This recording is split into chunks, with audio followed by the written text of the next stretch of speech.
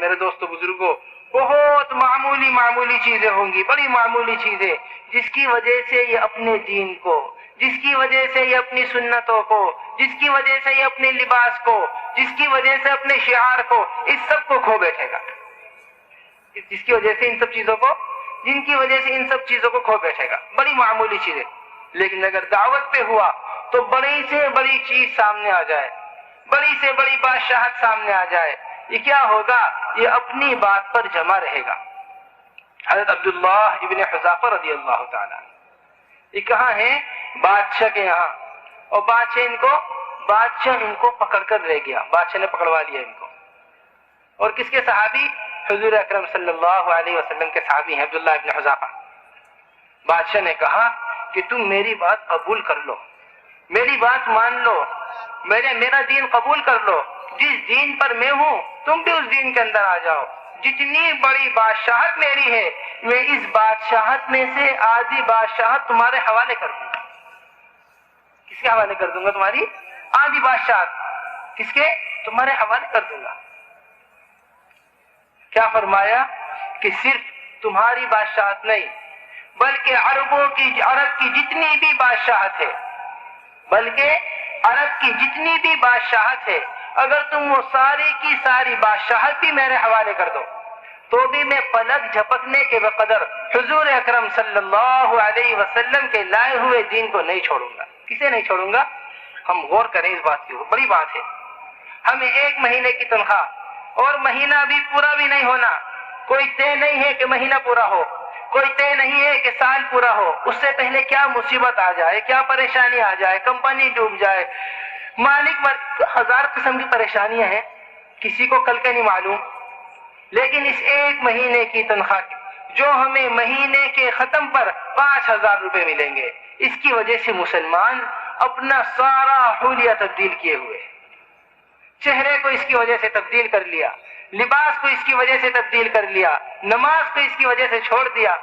اور وہاں کیا تھا کہ یہ بادشاہت نہیں، پورے عرب کی بادشاہت بھی مل جائے، لیکن پلک جھپکنے کے بقدر بھی حضور اکرم صلی اللہ علیہ وسلم کے لائے ہوئے دین کو نہیں چھوڑ سکتا۔ یہ کس سے ہوتا ہے؟ یہ جب آدمی اپنی دعوت پر جمع ہوا ہو، صحابہ رضی اللہ مجمعین، کچھ بھی ہو جاتا، صحابہ رضی اللہ مجمعین اس کام کو کام سمجھنے کے بعد کام سے کبھی پیچھے نہیں ہٹتے تھے، کام سے کبھی پیچھے نہیں ہٹتے تھے، کام سے کبھی پیچھے نہیں ہٹتے تھے۔ یہی پوچھا تھا ابو سفیان سے ہرقل کے دربار میں، ہرقل بادشاہ گزرا، اس کے دربار میں کیا پوچھا اس نے پوچھا ذرا یہ تو بتاؤ ایک مرتبہ جو ان محمد صلی اللہ علیہ وسلم کا ساتھی ہو جاتا ہے، کیا وہ دوبارہ کام سے پیچھے ہٹتا ہے؟ نہیں، ایسا نہیں ہوتا۔ جو ایک مرتبہ ان کے ہاتھ میں ہاتھ دے دیتا ہے، وہ اس کے بعد ان کے تیروں میں سے ایک تیر ہو جاتا ہے۔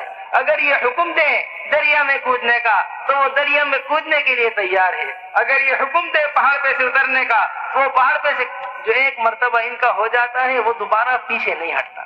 اس واسطے حضرت جی مولانا یوسف صاحب رحمت اللہ علیہ فرمایا کرتے تھے، اس کام کے اندر نئے لوگ آ رہے ہیں، اس کام کے اندر آپ حضرات سب پرانے ہو، اس واسطے عرض کر رہا کہ اس کام کے اندر نئے لوگ آ رہے ہوں، اور اس کام کے اندر سے پرانے کام کرنے والے بیٹھ رہے ہوں۔ اس کام کے اندر کون آ رہے ہوں؟ نئے لوگ آ رہے ہوں، اور اس کام کے اندر سے پرانے کام کرنے والے کام سے بیٹھ رہے ہوں۔ یہ کام کی ترقی نہیں ہے، بلکہ یہ کام کی تنزلی ہے۔ صحابہ رضی اللہ مجمعین کے یہاں اس قدر پابندی اپنے معمول کی ہوا کرتی تھی، صحابہ رضی اللہ مجمعین کے یہاں اس قدر پابندی اپنے معمول کی ہوا کرتی تھی، چاہے کچھ بھی ہو جائے، لیکن جو وقت خروج کا ہے، جو وقت ہمارے اللہ کے راستے میں نکلنے کا ہے، اس وقت سے کبھی پیچھے نہیں ہٹا کرتے تھے۔ اس وقت سے ہماری چھوٹی چھوٹی مجبوریاں وہ کہاں کر دیتی ہیں؟ وہ ہمارا سالانہ خروج متاثر کروا دیتی ہیں، وہ ہمارا روزانہ کا، وہ ہمارا ماہانہ سے روزہ متاثر کروا دیتی ہیں، وہ ہمارا گشت متاثر کروا دیتی ہیں۔ وہ کیا کروا دیتی ہیں؟ وہ ہمارا گشت مدرسے کروا دیتی ہیں۔ صحابہ رضی اللہ عنہ، حضرت مولانا صاحب کے بیانات میں ہے، حضرت کعب رضی اللہ تعالیٰ عنہ کا قصہ بیان فرمایا کہ ہر خروج میں اللہ کے رسول کے ساتھ ہر خروج میں نکلے، ہر خروج میں کہاں نکلے؟ اللہ کے رسول کے ساتھ ہر تقاضے پر نکلا کرتے تھے۔ کوئی تقاضا ایسا نہیں تھا کہ جس تقاضے سے پیچھے رہ جائیں، کوئی موقع ایسا نہیں تھا کہ کسی موقع پر اللہ کے راستے میں نکلنے سے رہ جائیں۔ حضرت کعب رضی اللہ تعالیٰ یہ تینوں صحابی، لیکن ایک موقع صرف ایسا آیا، اور وہ بھی ایسا موقع جس کے اندر لڑائی نہیں ہوئی، بس جماعت کی نقل و حرکت تھی، جماعت گئی اور کام کر کے واپس آ گئی، اس میں کوئی قتال بھی پیش نہیں آیا۔ لیکن کیا ہو گیا کہ 3 صحابی پیچھے رہ گئے۔ اب قرآن ان 3 صحابہ کا حال بیان کرتا ہے۔ قرآن کیا کرتا ہے؟ قرآن ان 3 صحابیوں کا حال بیان کر رہا، ان 3 صحابیوں کا حال بیان کر رہا کہ زمین ان پر کشادگی کے باوجود تنگ ہو گئی، زمین ان پر کشادگی کے باوجود تنگ ہو گئی۔ کوئی پورے مدینے کے اندر ایسا نہیں تھا جو ان کے سلام کا جواب دے دیتا۔ یہ کب ہوا سب؟ یہ جب ہوا جب ایک ترتیب اور ایک خروج اللہ کے راستے سے چھٹ گیا۔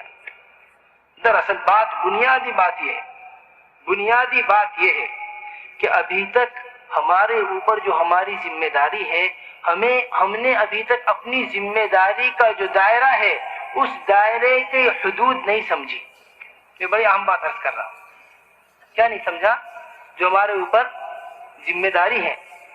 ایک مسجد میں رہنے والا 4 مہینے لگائے ہوا آدمی وہ یہ سمجھتا ہے کہ میری مسجد کی ذمہ داری میرے اوپر ہے، میرے محلے کی ذمہ داری میرے اوپر ہے، جب بہت زیادہ ہوا تو میرے حلقے کی ذمہ داری میرے اوپر ہے، میں 2 وقت گشت کر رہا ہوں، میں ہفتے کے 2 گشت کر رہا ہوں، مہینے کے 6 روزہ لگا رہا ہوں، سال کا چلہ لگا لیتا ہوں، یہ میری ترتیب ہے۔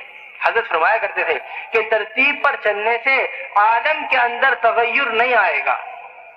حضرت فرماتے تھے کہ ترتیب پر چلنے سے عالم کے اندر دینی سطح کا تغیر کبھی نہیں آئے گا۔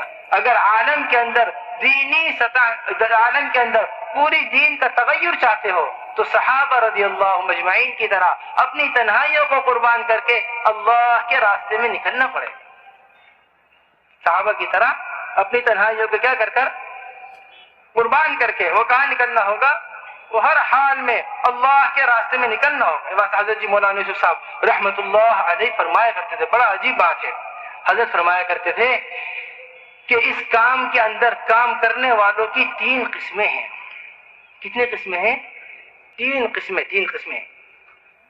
سب سے پہلی قسم ہے محنت کرنے والوں کی، وہ ہے صالحین والی محنت۔ کیا محنت ہے؟ ہرگز یہ محنت غلط نہیں ہے، بالکل حق۔ حضرت فرماتے ہیں 3 محنت حق، اسی طرح بیان لکھا ہوا ہے کہ 3 محنتیں کیا ہیں؟ 3 محنتیں حق ہیں۔ سب سے پہلے محنت ہے صالحین والی محنت۔ صالحین کی کیا محنت ہے؟ کہ میں نمازی بن جاؤں، میں گناہوں سے بچنے والا بن جاؤں، میرا اللہ تبارک و تعالی سے تعلق ہو جائے، اپنی ذات کے اوپر محنت کرنا مستقل۔